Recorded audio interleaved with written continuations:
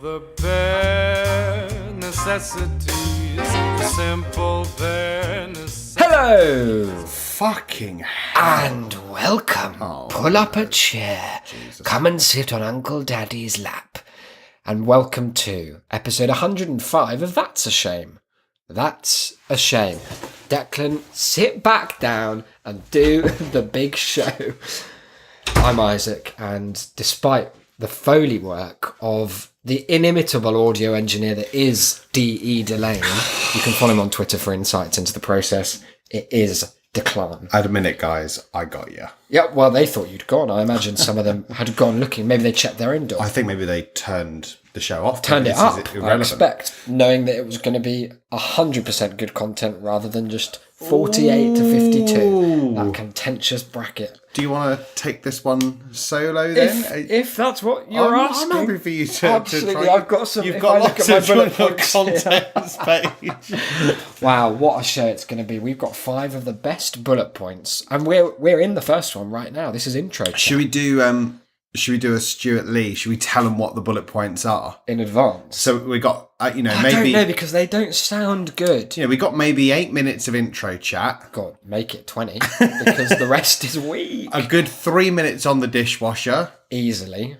50 minutes on 13 Reasons Why. Make and it that's, 100. That's the intro to the thesis. Yeah. That will take up our next mini-series. You'll be excited to know.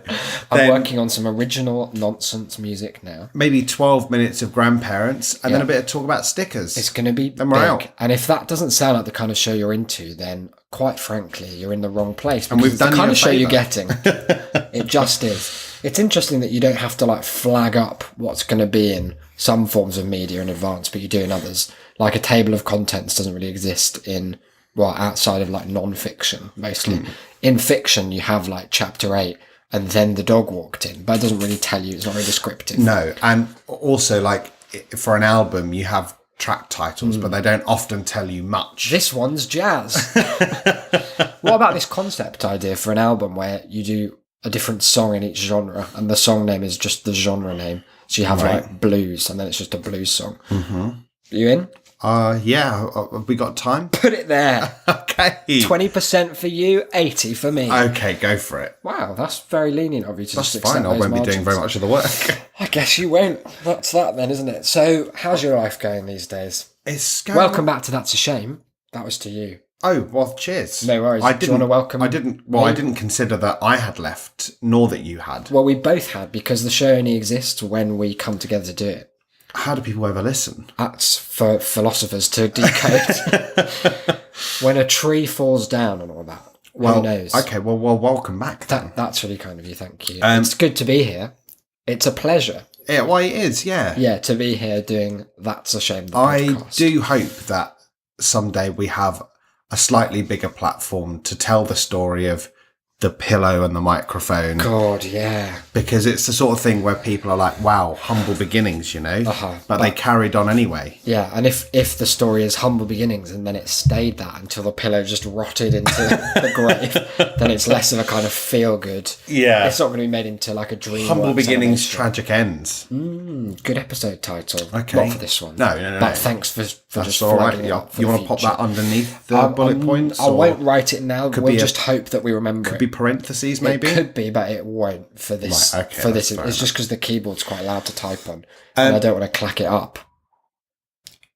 Okay. Good.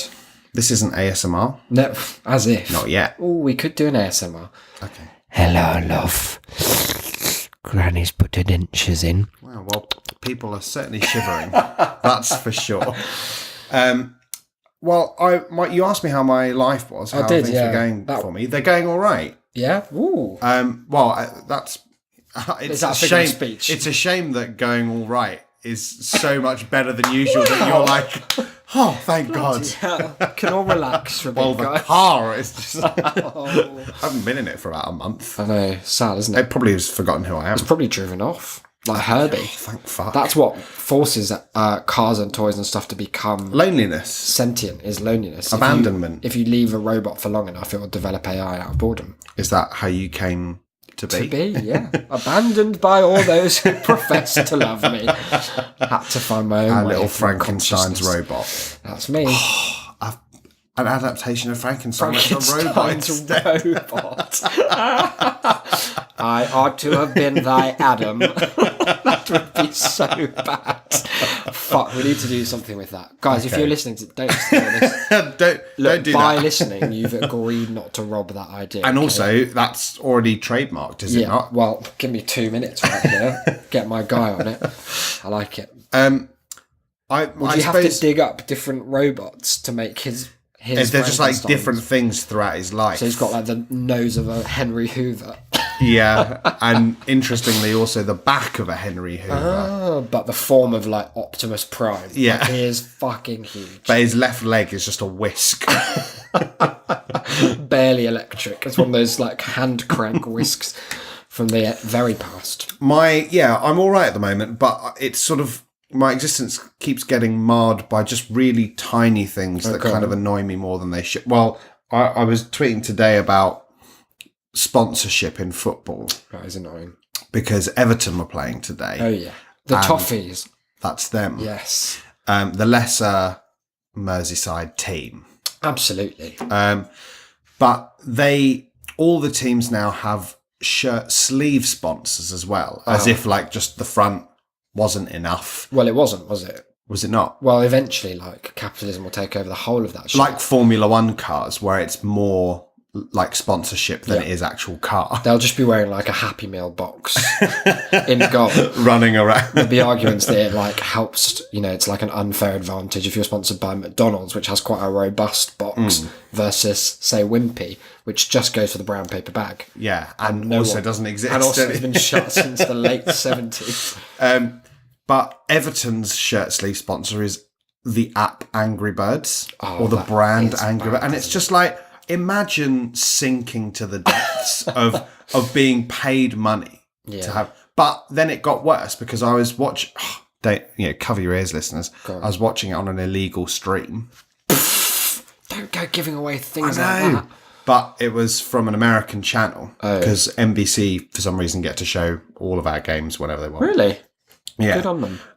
But because it's America, the sponsorship is like quadrupled. Yes. So this kind of bar with the scores and the time on it is like constantly like turning over, and it'll be just a little eBay logo, and it'll revolve back to be the scores. That's really But lame. the saddest thing of all, the lamest, most depressing part, is that it came to the end of the game, and hopefully we all know what stoppage time is.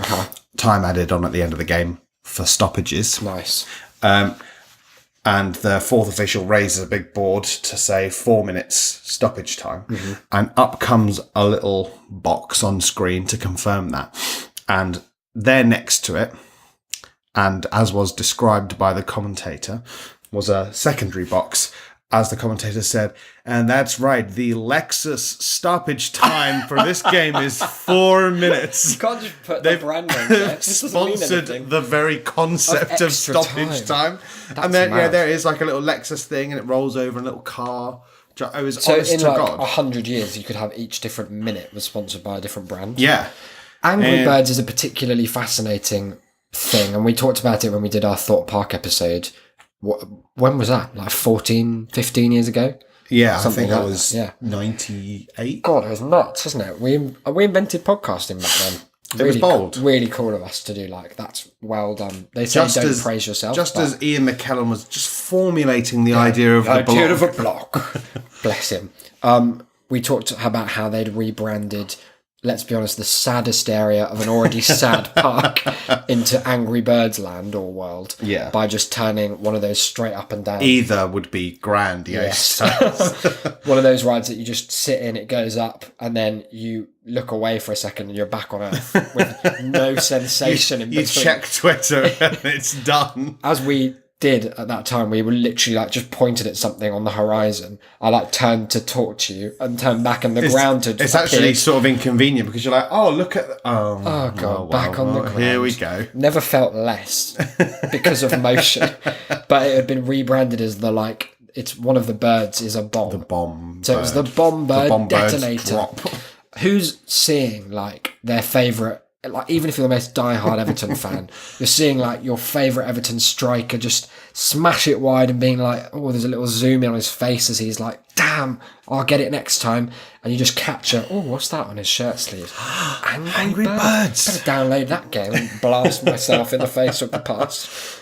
It's just such a weird, it's not like buy something, is it? It's such a tangential way of spreading awareness. It's a really, I thought you were going to say that Angry Birds is a kind of weird example of how things really struggle to go from game outwards. It's really easy to go from any other medium to game. Yeah. But it's a real fucking like drawing teeth getting your app or your game to become something else. Partly because it's so devastatingly simple. Like the narrative is so contrived. Interesting use of the word narrative. It could be, Birds. There are some Angry Birds. Go.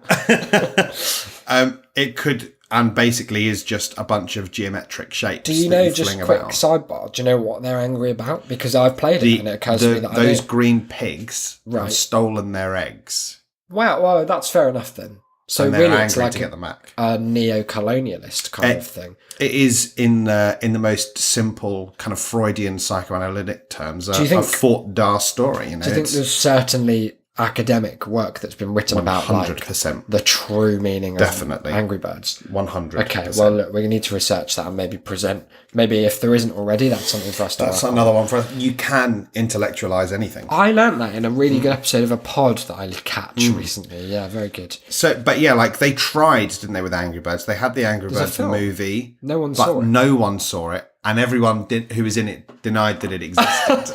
And it's not one of those that, like, you know, in gas stations, things like, why did I use that term? I don't know. Who am I anymore? Petrol stations, they have like a bargain bin of DVDs for like a $5. Yeah. Not really a bargain, but they're a dying industry, so I guess they take what they can. Both petrol stations and DVDs. But like Angry Birds, it seems to have been a concerted effort to just wipe it from even that lowest of the low. It's like they put it out and then went, oh my God. It's like when you like wake up in the morning and you like realise you've sent a text because you were drunk. Oh yeah, we've all been there. You just try like paste over it and hope it never comes up again. There's a sequel coming out in 2019. Oh, so they're not tried that hard. But they've all accidentally done a sequel. It sucks when that happens. Isn't it Jason Sudeikis in it? Oh, it is Josh Gad, Sean Penn, off of the world's greatest novel. Peter Dinklage. It looks like Maya Rudolph. Peter Dinklage Bill is playing Hader. a bird, a pig. God, they're really weird looking as well. They've gone for like hyper fluffy texture to the birds. The bomb one's on there. Guess how well it was reviewed. Like, what do you think the kind of critical reception? Are we talking Rotten Tomatoes? I'm talking. Well, think about what it might have grossed so far, and this is.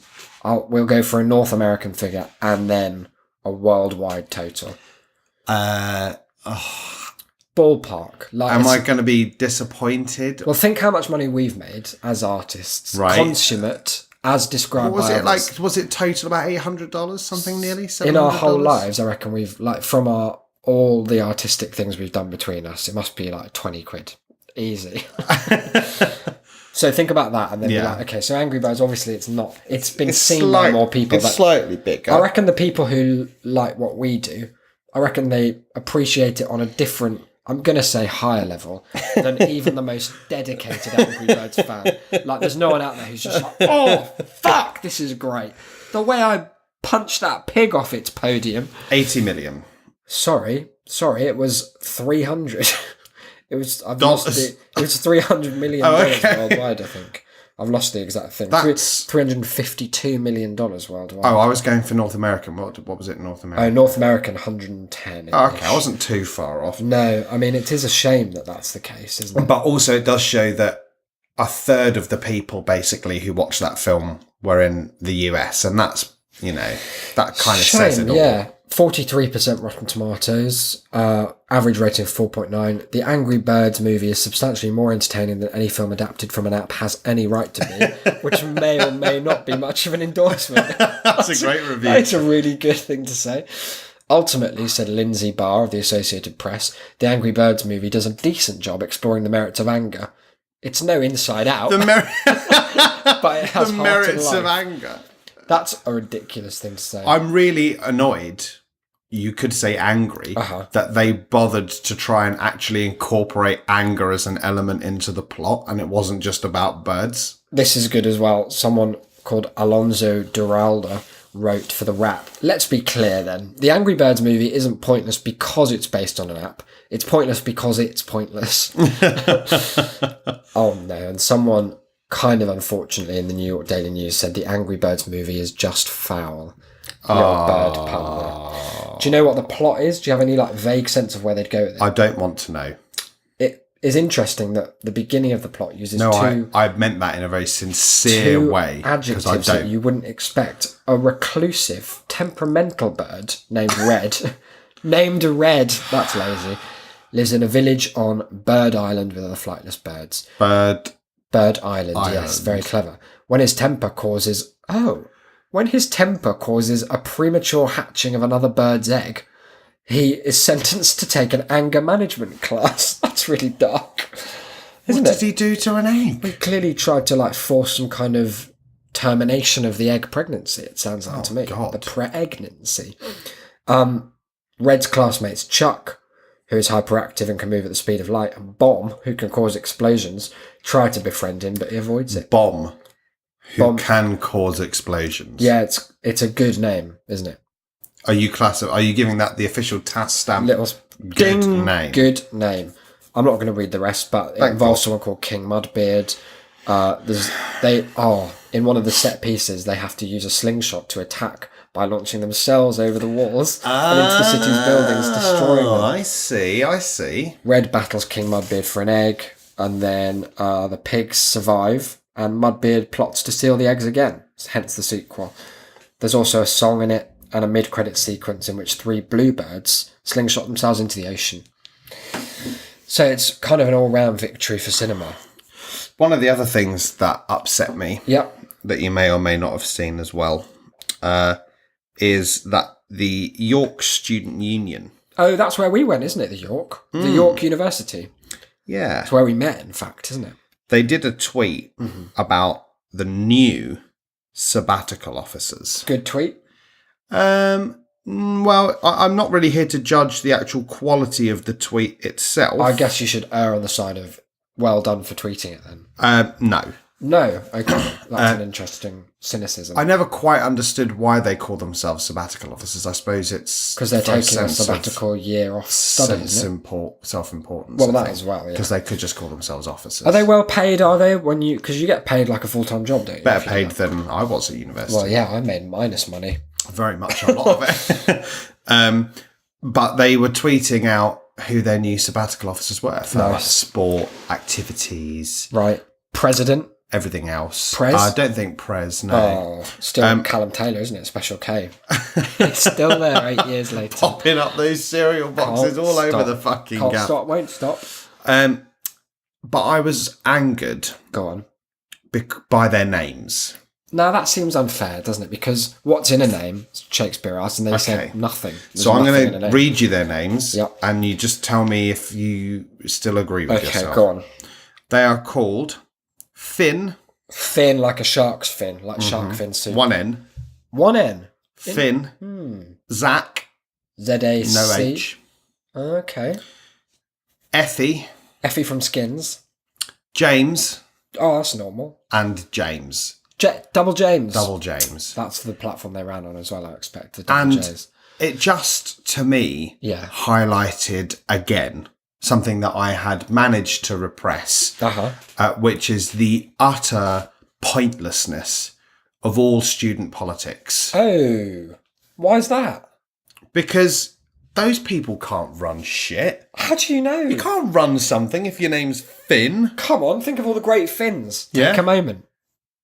Gosh, you're right. Who did you come up with? I came up with Gerald Finley. What about the good Zacks with just a C? Goldsmith? He's not good. Wait, no, he's a racist campaign against Sadiq Khan in the London mayoral elections. Any others? Not that I know, but I'm Effie's. Effie from Skins. Fictional? Yeah, in a way. Would you make her... Prime Minister? Sure. Go for it. At this point, anyone. And what about James and James? Double James, kind of standard. I thought your criticism was going to be that they all sound very middle class. Yeah, well, that is very it much as from well. the same, Yeah. I guess, strata of society. Yeah, Again, we're guessing there, but also it's based on the fact that everyone who was ever involved in student politics during our tenure at the Was university, debilitatingly middle class. very much so. Now, I just another quick question. Go on. And I know it's I'm it's full of difficult in answers. York, but just judging by the names, Uh-huh. any guesses as to the races? I of would everyone imagine involved? that it is what we call in politics a Dulux whitewash, which is where you just get the paint can, splash it right up the wall, and hope for the best. That's a pretty good guess. But that, in a way, they're being quite representative because York clearly has a problem admitting students. because of colour everyone anyway. there was white. Yeah. Everyone who wasn't Chinese Yeah. was white. Pretty much. 100%. And then the only, as we have probably never talked about on the show, we were involved in drama stuff at uni. And I think during the whole time I was there, I was aware of maybe 2 or 3 black people being involved in drama there.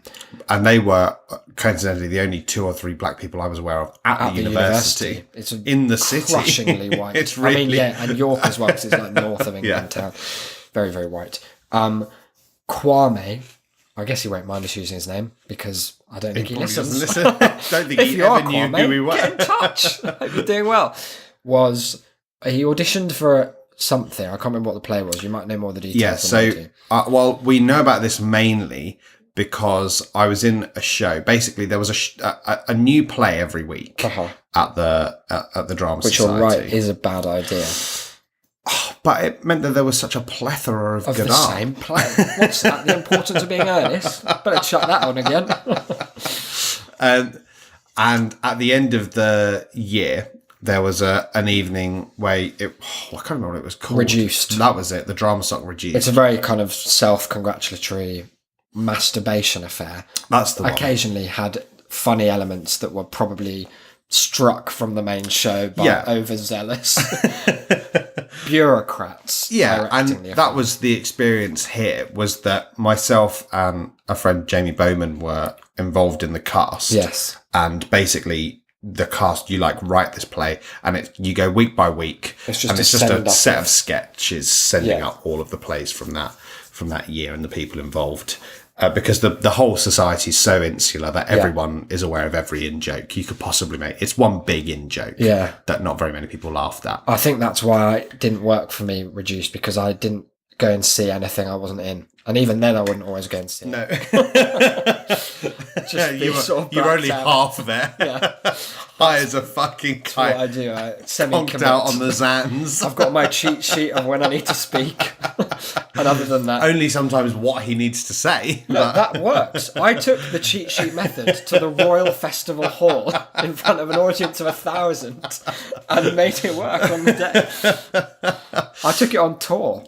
Wow, all the way to Australia. Yeah, That cheat professional. sheet's been around the world. It was in the back pocket of my costume until Was that your normal costume or your dog costume? my normal costume, because I wore my white trousers under the dog costume, which I only wore for between 5 to 8 minutes of the show. Oh, that's fair enough. But once upon You a were time, probably aware that it was your turn to speak during the dog moments one, where you were because it was wearing just the a dog, spotlight on this dog. So I was like, fuck, I better speak. What about that time when my song that I had to do as a dog was called A Dog's Life? It was a nice song written by Ian Hill. He's very good. But it starts with this repetitive bum, bum, bum, bum, bum, bum, bum, bum, bum, like just a nice little ostinato to kind of set the mood. Weird, like smoky vibe. And there's no way of knowing which bar you're on unless you count which bar. And it was only like a 4-bar intro. But one night we had someone in the audience who just decided to make a screech at like maybe bar 2 or something. Right. And I was like, oh, that's interesting. And then listened back to the music. I was like, don't know where I am anymore. And then you just have to be like, let's try singing now. It's a dog. Oh, Sludge. I'm a crazy dog. Ba-da-ba-da. The only time I ever fucked up actually in that show, because of the cheat sheet, was in a song called End Your Life, which is a verbatim song based on real reasons people have given for going to Dignitas and ending their lives, as the song would suggest. But I had a line that was something like, I'm trans and the op went wrong. I'm deaf and might go blind before too long. And I completely forgot the end part of it and just said, well, it's all gone wrong. Just threw it over to the next person. It was a shame. Oh, no. I'm a pro, though. That's what they say. They say, you're a pro, Isaac. And I say, was. But anyway. So one of the jokes that myself and Jamie wanted to do was about this particular incident as a send-up of York's own insufferable whiteness, but specifically the drama societies. Which, as you can imagine, is like the middle class, the whitest of the white. Yeah.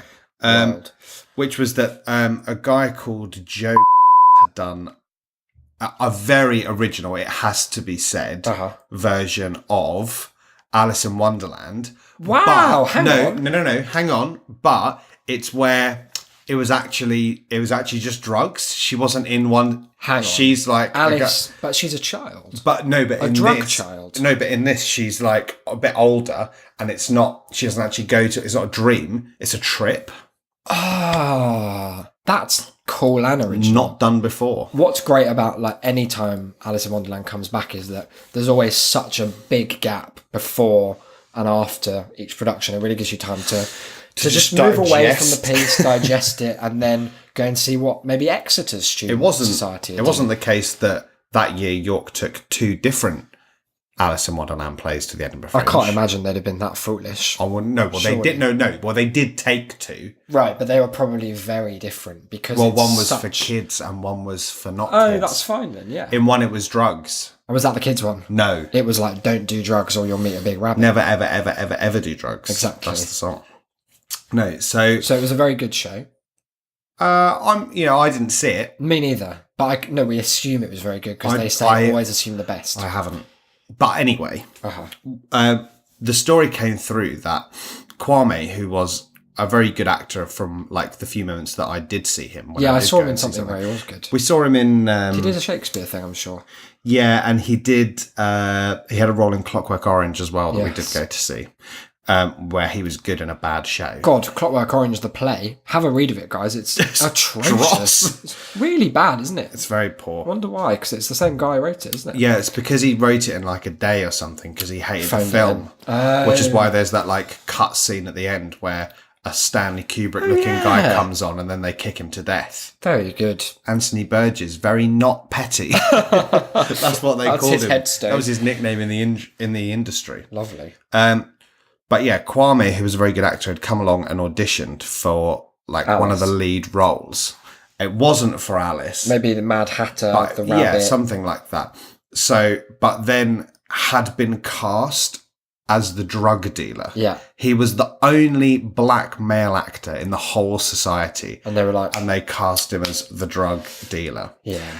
And we wanted to do a joke where someone came on and like titted about in a costume, did no actual audition.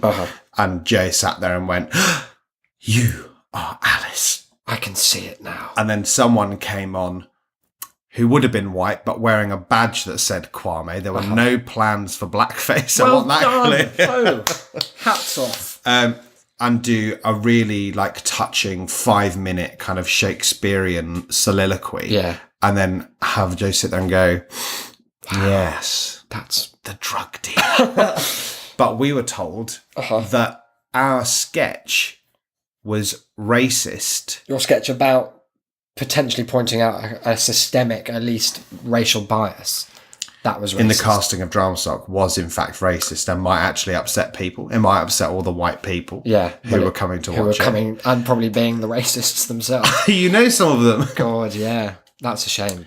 So and therefore relevant to the podcast. There you go. That's why it's taken all this time.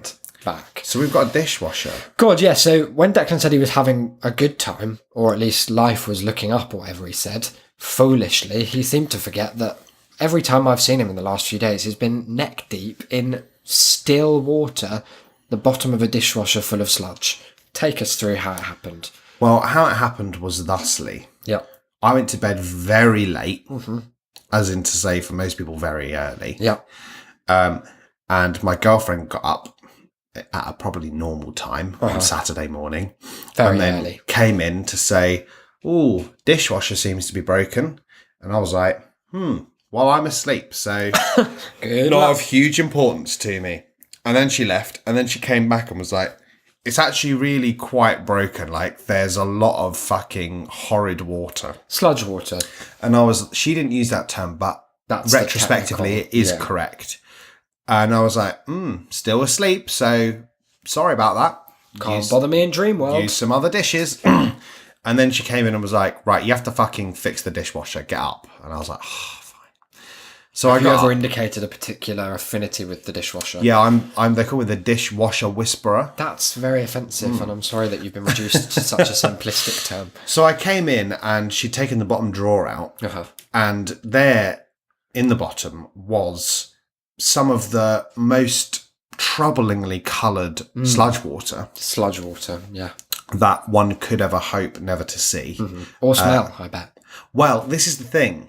I never smelt it, which is kind of why I think I was pulled in for the job, because I have That's a superpower. dreadful sense of smell. I can barely smell anything. That's really useful. And so I was there and I couldn't really smell any of it. You should go into sewage, and I don't mean professionally. I just mean to Swan test dive this into out. that sucker. See what happens. So I was like, "Oh, okay." And she's standing by the door going, "God, it's the worst smell." It is a really kind of particular. I got, putrefaction. interestingly, I got like a bit of it later, like from the t-shirt that I've been wearing while I was fixing it. I could kind of just about get it. residual quality. I will admit it was pretty horrid. Yeah. But that may just have been me. It's weird how some smells, like, they exist in such a different scent realm to others. Like, most things, even really horrid smells, like shit in a public bathroom, it exists at the kind of far end of a spectrum of foul smells that you're quite familiar with day to day. But then every so often, the example I'm always drawn back to is the smell of a tooth being ground down. Like, I have a crown from where I cracked a tooth. And the smell of presumably like burning tooth Enamel, is so specifically burnt into my memory, and it's just horrid. I do wonder why we perceive some things as horrible smells. Because it's not just about strength. there's Some really also- strong smells are really nice. Yeah, there's no evolutionary drive to not eat your own teeth, because you just can't really do that. There's no evolutionary drive for like to avoid dishwasher sludge water. No, and some have said that evolution doesn't even know about dishwashers yet. I think that was pretty well formalised. Yeah. That's one of Darwin's key tenets. He was like, they won't know. He had to put it in tiny text. Monkeys, they did the chaffinches, they didn't know about the dishwasher. That's why he wants the none of this Galapagos. is about avoiding or going towards the Yeah, dishwasher. absolutely. So But yeah, this as well, like, it's such a particular foul, but kind of like a dry foul, like dead smell. I really recommend it, guys. And if anyone wants me to kind of bottle some air and ship it off, yeah, you're just a happy to do small that. Patreon donation, and that's yours. Next time it happens, we'll like bottle some. We could sell it as merch. Maybe. Yeah, tomorrow you say. Yeah. Good. So one of the things to check is the filter, Uh-huh. which actually came out quite easily. Good. And it came out really easily, which was nice. Yep. But then two not nice things. Go on. One, nothing happened. all the problem water remained. stayed exactly where it was. This was not the problem.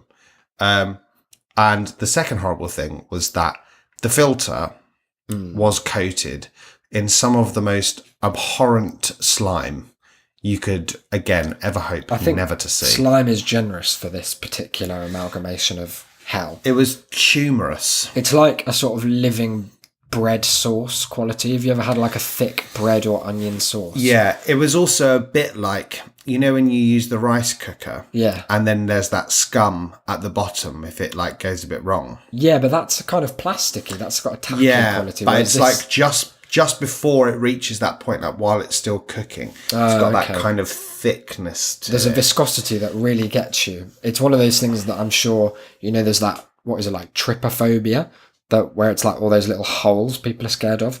It's a very popular internet thing. What do you mean? Give me a second to Google. Phil for me. So while Isaac Googles fear of tiny holes, There you what go. I'll I say- was right. Trypophobia. So that all these images are like, give it a Google image if you want, guys. I mean, it's very horrid. I think Yeah, but it's just the fear of. but it doesn't exist. It does. It's a thing. The irregular patterns or clusters of small holes or bumps. It's Yeah, but none of version. those examples were real. It was just No, someone I with know a bunch of people- them in the middle of the hand. Yeah, people make like fake versions of it to freak people right. out. 'Cause apparently, it's quite common. Okay. But yeah, I imagine if you had a particular aversion, which I hope is an essential human quality, to living or semi-sentient white thick sludge that looks like it's quivering under its own sentience, then you'd be really fucking freaked out by our dishwasher. Yeah, it was clung to that stuff to the point that we left it to soak in really hot water filled with soap for an hour and lifted it out, and there was nothing had If changed. anything, it nothing was had feeding on it, like gremlins. It reminds me of I went through a phase at uni of watching loads of these really awful B-movie horrors that were on Netflix at the time. And they've all got kind of really short names where they were all kind of very bad concept horrors. Very Like bad and very specific, like single Slugs. concepts, yeah. Slugs was one, which I recommend we watch because Slugs, it is... is it like an exclamation mark? Is it like, slugs? Slugs! I think it's just... Slugs. Slugs. Simple. Slugs. It's one where it's all caps, so you don't need the exclamation mark. It makes itself known. It's so important that it's not just slug. It's slugs. Slugs. They're all there. It wasn't about one big slug. No. It was about several Far from regular sized, though irregularly powerful slugs. Well, there you go. But one of them was called... it almost felt like a parody of these things that were in themselves sort of semi-parodies of horror anyway, because it had taken this generic one-word element to the ultimate bland conclusion. And it was a film called The Stuff. And it was ostensibly about this haunted ice cream product that was being sold. How did it get to be haunted? Do you know? Well, get this. It's because it wasn't ice cream. Fuck. How did they not know that at the time? Well, here's what happens. This is how the movie sets up. Okay. Because obviously you like to have a little cold open sometimes in horror, especially in something like that where it's like, well, how would that just come to be in the factory? You've got to allay the skepticism, right? Where does this singularly tasty and yet ultimately horrifically dangerous and haunted ice cream come from? Yeah. And what they said was, don't you worry, we've got you. Picture the scene. It's an American film, you might have guessed. It's nighttime. Okay, I'm there. We're somewhere in the very north of North America. Okay. And we're way out in the sticks somewhere. And it's snowing. Oh, God. We're inside a kind of wire fenced off area for a factory. There's sort of searchlights illuminating the entire grounds. And there is an elderly, slightly overweight security guard. Okay. I think I've seen one of him before. He's wandering around in the snow, just doing his round. He's got a little torch in case there are any areas not quite illuminated enough. He's trudging through this snow. Humdrum, is it kind of like just a normal night? Absolutely. Couldn't be more Nothing's regular. ever happened there before. No, nothing will ever squirrel happen there got in. again. Except for the fact that he does a double take. He just sort of semi-nodded at this bit of snow, like, yep, normal snow. But then he turns around and looks back and sees that the snow is bubbling. Bubbling snow? It's bubbling On snow. Jesus' earth? And he realises it's not snow at all. It's a sort of thicker, slimier substance than snow. And there it is, bubbling away right in the middle. Same colour, It's ungodly. different consistency. He bends down. That's an error. Don't bend too close to it, Phil. Now, you've got 5 seconds. Okay. This happens to you. First instinct. Run! I'm afraid you got it wrong. Oh. The correct answer is dip your finger in it and have a taste. Oh, that was my second option. Scooped it up, had a taste, and went, wow, this is delicious. And kept going back for more, the greedy cunt. The stuff. Right, so at the moment they've just set up a delicious alien substance with no negatives. It doesn't end on a down note. He doesn't explode or become. It's just, like a flash. it's really delicious. Oh. We should watch the trailer afterwards. Okay, yeah, it's I'm up for really it's also a thing about these films is that they all reach a point where, because I'm going to say narrative, but only for want of a more accurate word, realizes that it can't actually sustain itself on the very thin grounds of there's some haunted ice cream. There's some stuff. There are some slugs. Yeah. And what it has to do instead is imagineer a B story. And this film ended up being like fucking an hour and 50 minutes or something. Wow. Because there was just a bit where, for honest to God, an hour, there was no mention or sighting of this stuff. Like, she just like drives away somewhere. She's on the road for a bit. She's like chatting to a guy. She goes to the forest and then like plunges back into the story. It's like, anyway, this stuff's everywhere. I like that idea though, because it's like, it almost does something, it subverts the melodrama that most horror and like genre film has, where it's like, this is the end of the whole world. If she's able to just drive away from the stuff, she has some bills and they to show pay. for like an hour, She had a check. absolutely to fine take to the everywhere bank. else. And she's like flicking through TV news, like, where is it? And they're just like, a dog walked into the park today. Turns out this ice cream's not that great, but We're now, leaving it all where it lives. Squirrels on skis. Another one that I've told you about before, called Monster Humanoids from the Deep.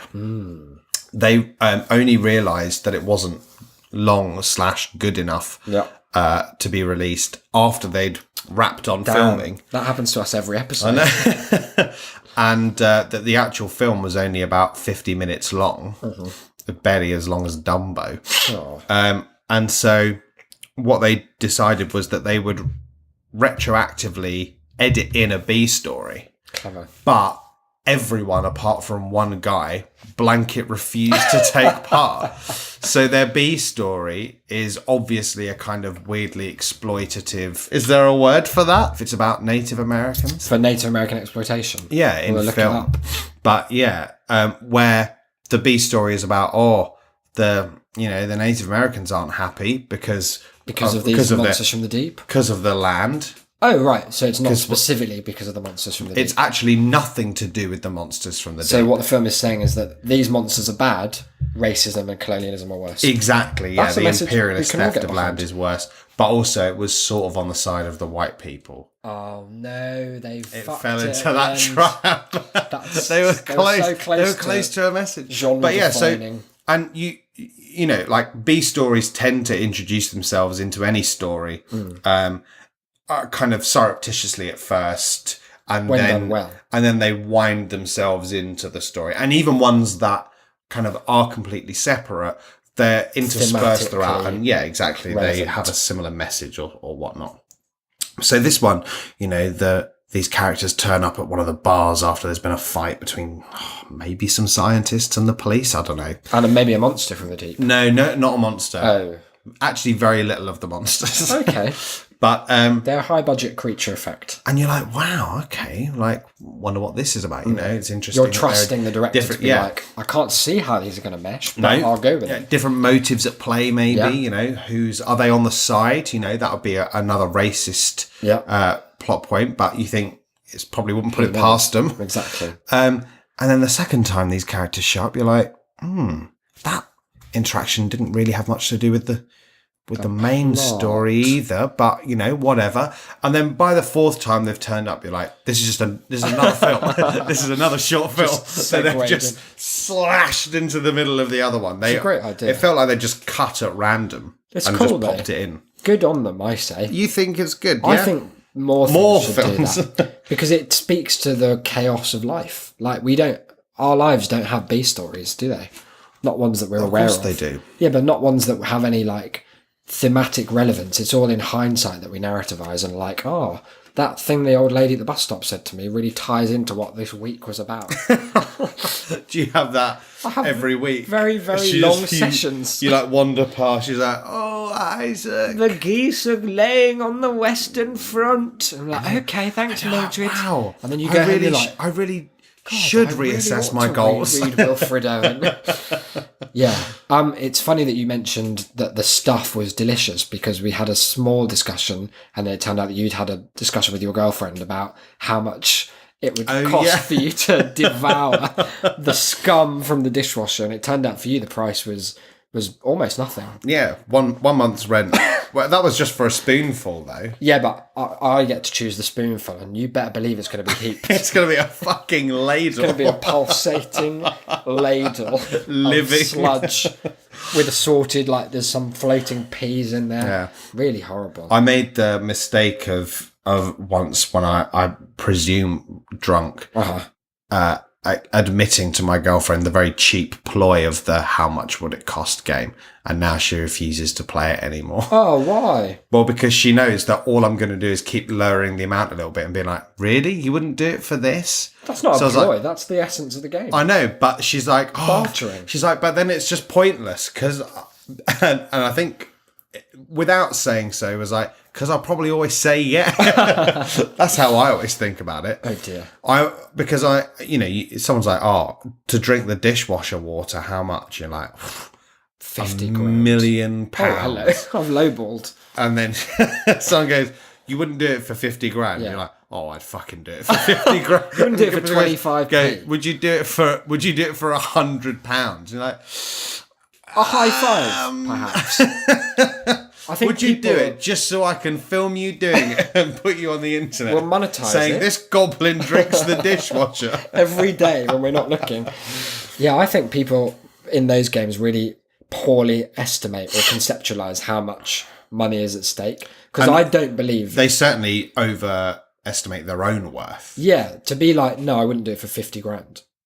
You fucking would.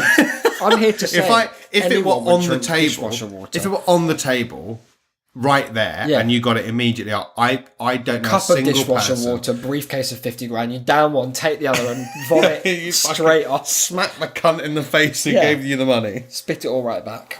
I think it's good to do all that. And I think it's good to barter for in you those then? games. I'd do it for 10 grand. I'd do it for 5 grand. I'm going to do it now. It's weird because you do instantly think, 10 grand. And so I was like, 9 grand? Well, yeah, obviously not. Well, then Mine's basically 10. it's like that. 2? Well, that's it's like basically 7. It's like that paradox about the unexpected hanging. Yeah. Whereas, like, because he wasn't expecting it any day. It could happen any time. yeah. It's also like when do grains become a pile. What's it called? Like the ship of Theseus. Theseus, is it? Like if you replace all the planks Yeah. of wood, at what point is it a different ship? It's like every bit of philosophy that's ever been, basically. God, it's all the one of same the bullshit. age-old questions, and having a degree in it. yeah, I'm when gonna is a confirm. thing a thing? Yeah, and it turns out it's when someone gives you a grand to eat sludge, dishwasher based or otherwise. $8.50? Sold. Why not? Look, we've got just a couple of things here that I found. There are questions to ask your grandparents. The reason I thought about them was because I was overhearing a conversation on a train the other day where it was an old man talking to possibly a stranger, possibly not his grandparent, because they're very much corpses these days, but maybe like a grandchild or maybe the parents of a grandchild. But they were doing that thing where at a certain point in your life, you apparently develop the ability to pinpoint with perfect accuracy the exact year that anything happened to you. That's something that I don't have, and I don't ever foresee it occurring. I wonder if that's something that is lost because of the internet as well, because like I don't have to remember what year something happened. I just like look at my own Twitter or look at like Google Photos, like, it was 2014. I suppose so. But then I don't remember the year of anything from my life unless they're like big identifiable milestones, Like the millennium. I know the millennium happened. Yeah. I know I joined Pretty secondary sure, school in 2005. I know, and it's I was therefore 2005. left in Yeah, 2012. the amount of, it's really odd. Like they say, once you leave secondary school, like even GCSEs, the exams you do at the end, they don't really matter. But several times a week, I have to perform a quick calculation of like, right, I started in 2004, left in 2009, so this must have been like 2011 that this happened. It's basically the only metric I have for when stuff was, Yep. which it seems odd because like you talk to the average old person who still has some semblance of faculties and they're like, yes, it was 1938 and me and Dolores were going up the hill and then the 43 bus drove Cold past. Wednesday, I recall. I'd just been at church, the Wednesday service, of course. It was the third prime number day of the month. Crescent moon, I believe, waxing in the east. That's beautiful gibbous. Mercury in retrograde, simpler times, fewer blacks. The pollen count was... It was a country you could be proud of then, a white nation for white folk. God, old people are horrid and racist, aren't they?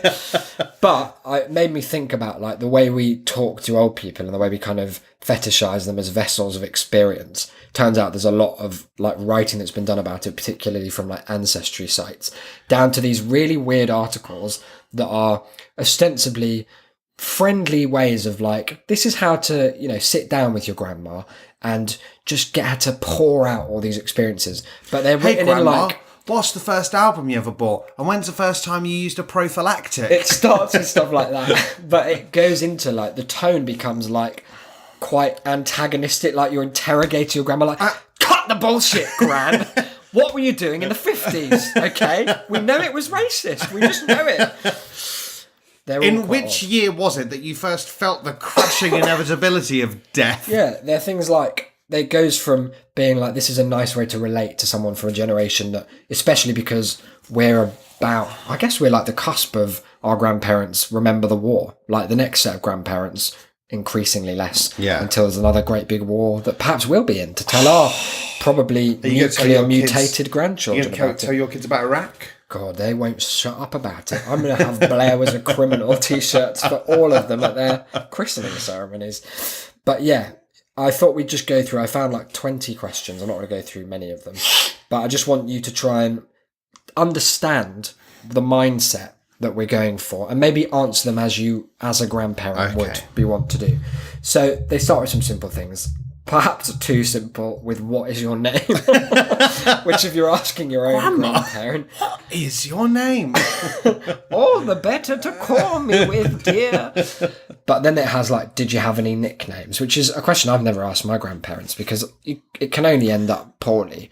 Like, they called me the bike. Like, it's not going to be good, is it? TP, they called me toilet paper. No, town pump. It's stuff that you don't really want to know. Although the past, they were really big on nicknames, weren't they? Go on. At least Expound filmically. on this theory. Certainly, like in America, like you had to have a nickname. How's it going, Biff? It was more important than your actual name. Uh-huh. You know, that's why like all the kids in like the Beano or something, everyone's got a nickname, which I think kind of defeats the purpose. It should, come organically, shouldn't it? Yeah. You shouldn't like have to Horrid have Henry a nickname. books where it's like Horrid Henry, Perfect Peter, Dickhead Dave, hated him. Wanker William. That's him. It goes quite quickly into making some assumptions about our grandparents that for mine are broadly true and accurate. But in your religion, what callings or positions have you served in? So how are you going to answer that when like a mini Delane, hello, Grandpa. What position have you served in your village? Well, I once Why have you gone northern, Grandpa? I spent the latter years of my life in the Yorkshire Dales. Oh, and it changed your accent? That was it, yes. Okay, well... You had to fit in round here. They'll shoot a southerner on sight. Oh, God. So go on. How would you what would you say to I'd say that little Jimmy? the only position I've held in the church is that I was baptised and then I once threw a sulk because I had to go to church on Christmas Day and I wanted to play with my Godzilla toy. You'd already opened the Godzilla toy before church? Yeah, we opened the toys. God hates that, honestly. Like, you fucked it there, mate. Godzilla before God. You're a total dead sod. That's why I now don't go to church, you see. I just open the presents because I know he'd be at... Every year I have to do this like, okay, we've opened the presents. Yeah. We can't go now. Oh, no. Because God will be fucking... Yeah, he'd smite you. And worse, the other parishioners who probably didn't desecrate his name and memory would be caught up in the turmoil because he's quite loose when he fires the bolts. And as well, like, I'd be wearing all my swag new clothes and I wouldn't want to embarrass everyone because that kind of jealousy is a sin for them.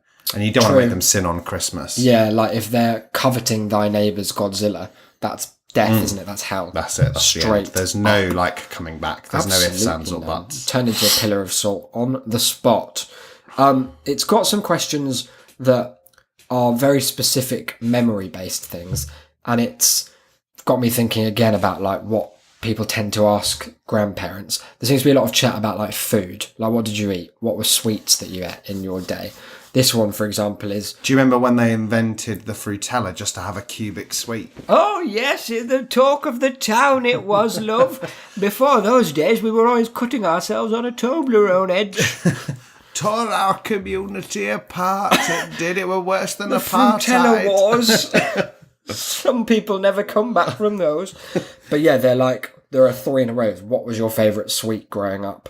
What was your favourite treat to eat as a youth? Basically That's the same question. And then, which, if any, confectionaries did you witness? They've just synonymed it. Did you witness? Did you witness? Did you make that up? No, did you witness the start of it was, or like the Wow, beginning? like my question Yeah. about the Frutella. So what would you say to Jimmy?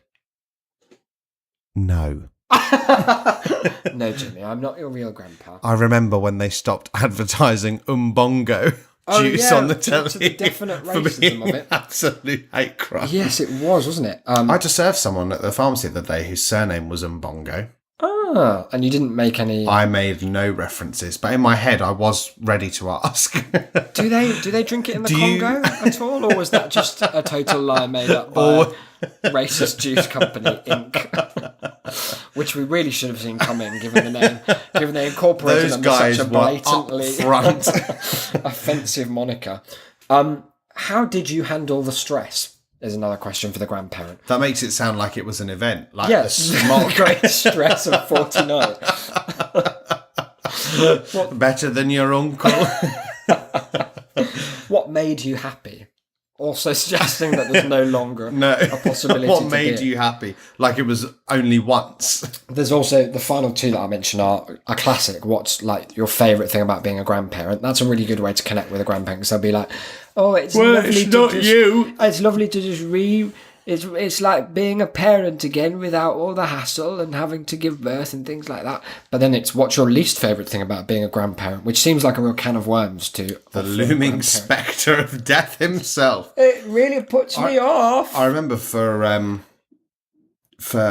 year 6 we were studying the Second World War, and they were like, "Oh, why didn't you try and speak to your grandparents about it and try and see like if they've got anything that you can maybe bring into school, like maybe that would be like interesting." The skull of Hitler. Yeah. Stolen from If he's got that. Yeah.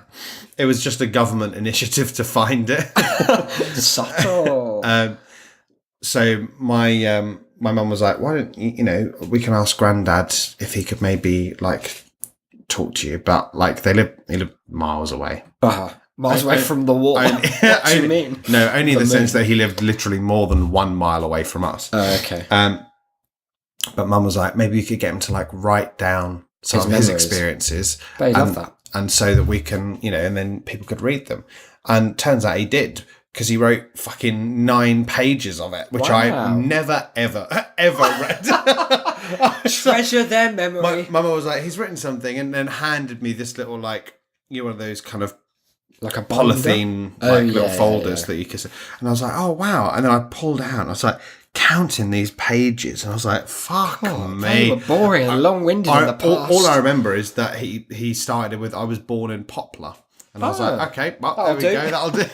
Did you just hand it? Tell you what, the war it really affected the people of Poplar. What if he had like a really specific, like he'd left you a kind of National Treasure-esque quest? That'd be amazing. Started like you hold out to the light and you say, go to the Poplar treasure box. Sorry to tell you, Grandad, it's in the bin.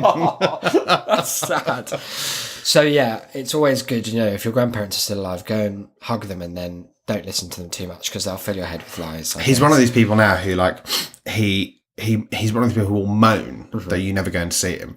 And then when you go and see him, tells you to fuck off. Yeah, like after maybe 15 minutes, he'll be like, "Oh, didn't you have somewhere to be?" Off, hadn't you? Now that he's kind of even older and even more senile, he's taken the even more extreme route of just, even in the middle of his own sentences, he will go to sleep. It's passive aggressive, isn't it? Absolute. How do they get away? Baller move. I guess it is, yeah. The balls on these old folk. Very powerful. But yeah, that's something we can come back to, because I am interested in all this like old stuff. And 25's around the corner for you, isn't it? Any day now. You're well on your way to 30. I'm almost 53. Did I tell you that fun story about when I went to the hair shop and got my hair cut? And he was like, I was looking at the hair, I was like, just powering through it. yeah. And he was like, "You looking for greys?" I was like, "Oh, you know, I was just having a look." And he was like, "How old are you, mate?" I said, 25. He said, "You haven't got a chance. It'll be grey before the week's out." I don't think it's true. I think he was joking. Uncle Leland, your hair's gone white. We've had an email. Tass@shame.city is the address. We'll tell it to you again at the end. That's fine. I'll be honest, folks, I don't ever remember receiving this. It's a short one and it's confusing, so I can see why you might not have done. Many, many moons ago, and this may predate perhaps the majority of listeners' interest in the show, we were contacted by someone who we christened the Thought Monster, because they emailed from thoughts@thoughts.thought, which, after extensive research, I can confirm is not an actual address. It took me several weeks. I had my best guys on it, and they've all come up with nothing. They emailed Thought 2.1. You may remember that they always had like Thought and then a cardinal number to just tell us what was going on. Thought 2.1 was a break from the tradition, because normally they've been just your standard integers. Here we're breaking down into a decimal. Another break from tradition is that there is no text to this thought. It is indeed just a YouTube link to a very short, very worrying clip that portends problems in our immediate future. Okay. Why don't you just have a look?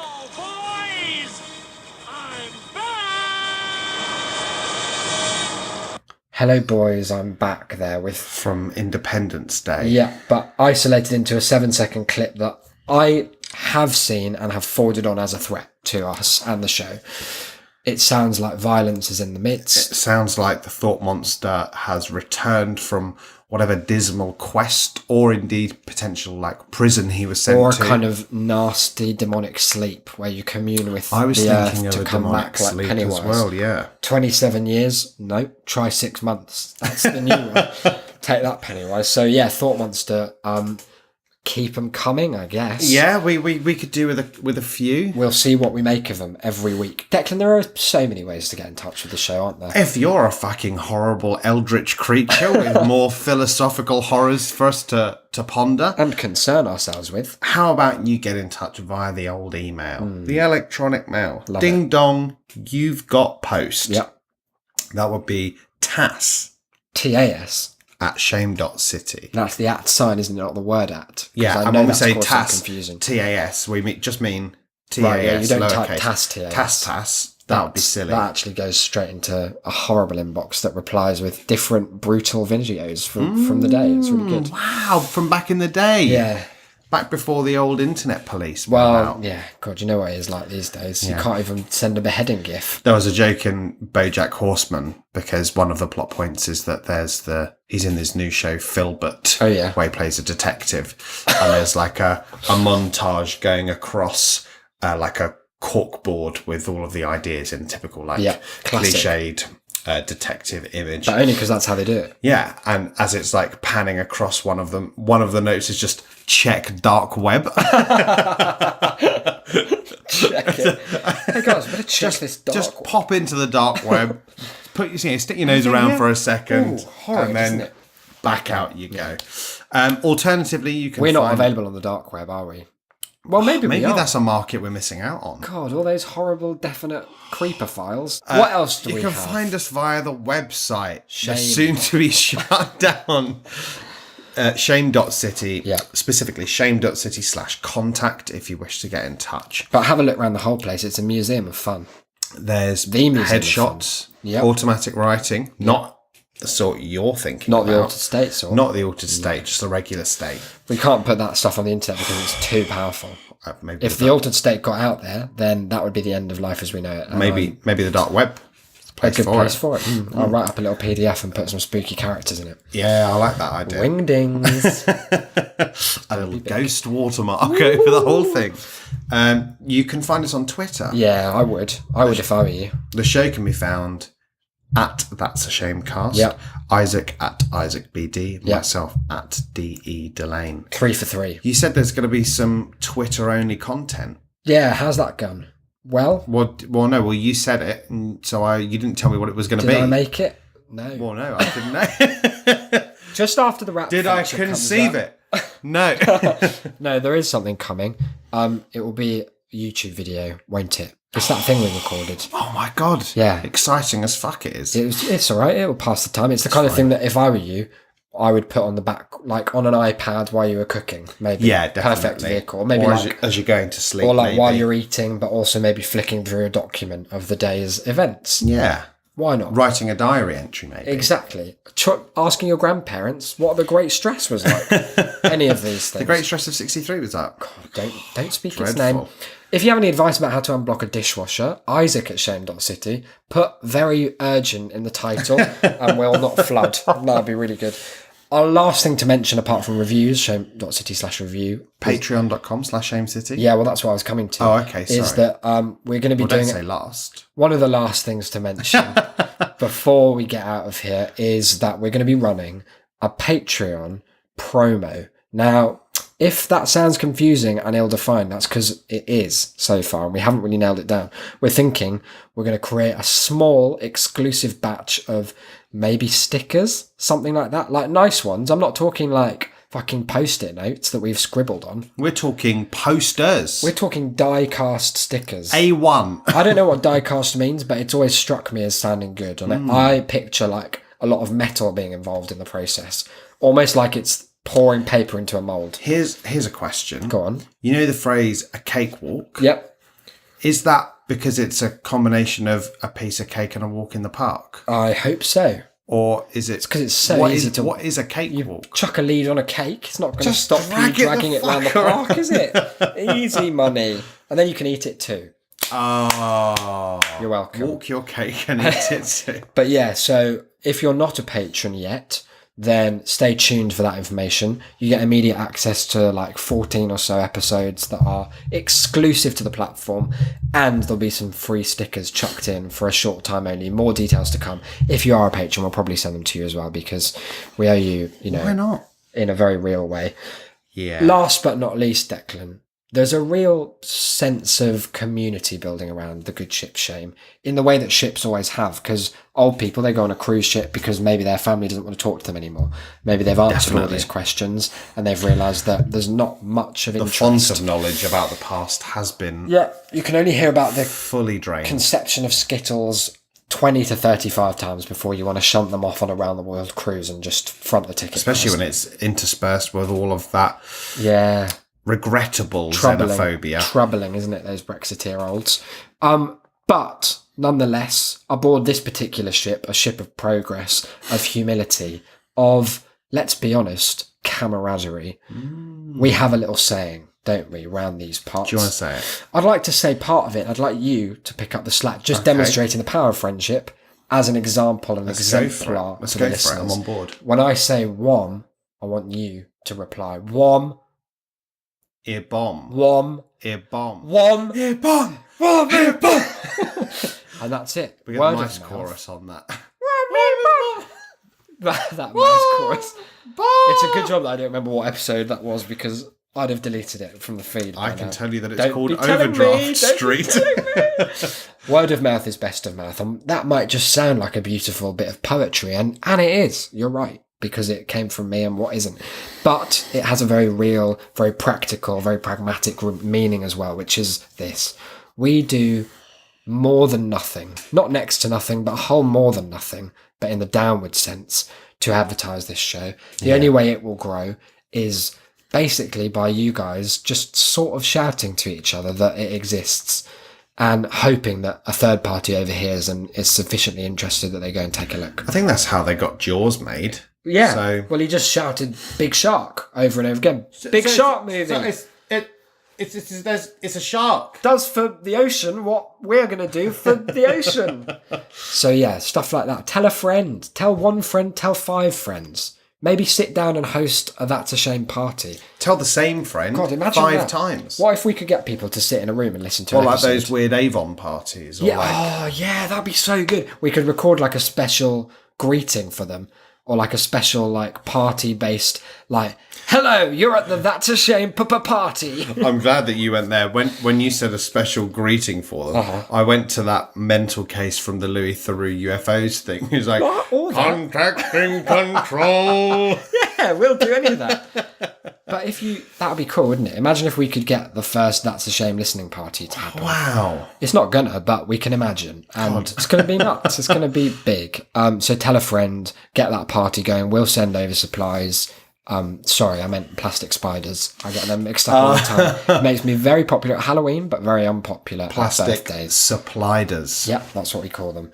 Until episode 106, which will be out on Wednesday, won't it? Yeah. We're not planning to delay, are we? No. But we never plan to delay. We just do. Although if that's going to be the case, we have to record before Wednesday. Holy hell. Or really late. Okay, well, we'll sort that out. Don't worry, guys. Until then, I've been Isaac. You've been. I've been Declan. We're going to catch you very, very soon. Bye, guys.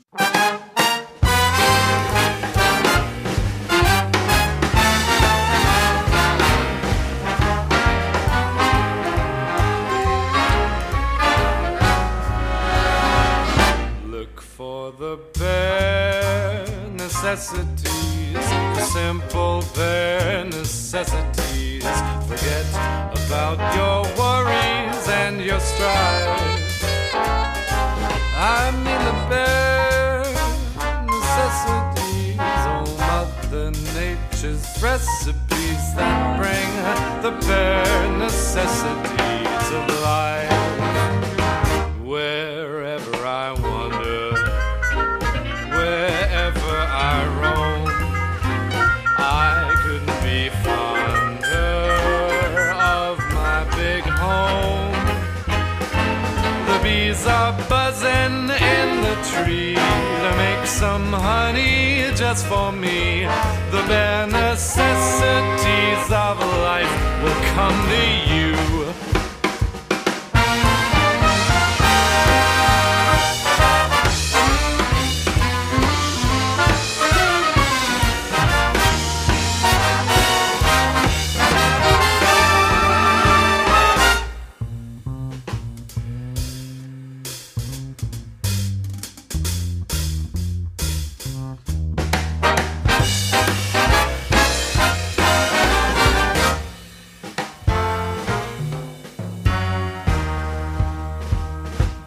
For the bare necessities, the simple bare necessities. Forget about your worries and your strife. I mean the bare necessities, oh Mother Nature's recipes that bring the bare necessities of life.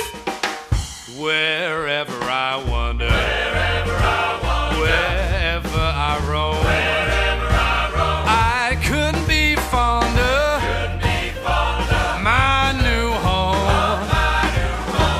The bees are buzzing in the tree to make some honey just for me. The bare necessities of life will come to you.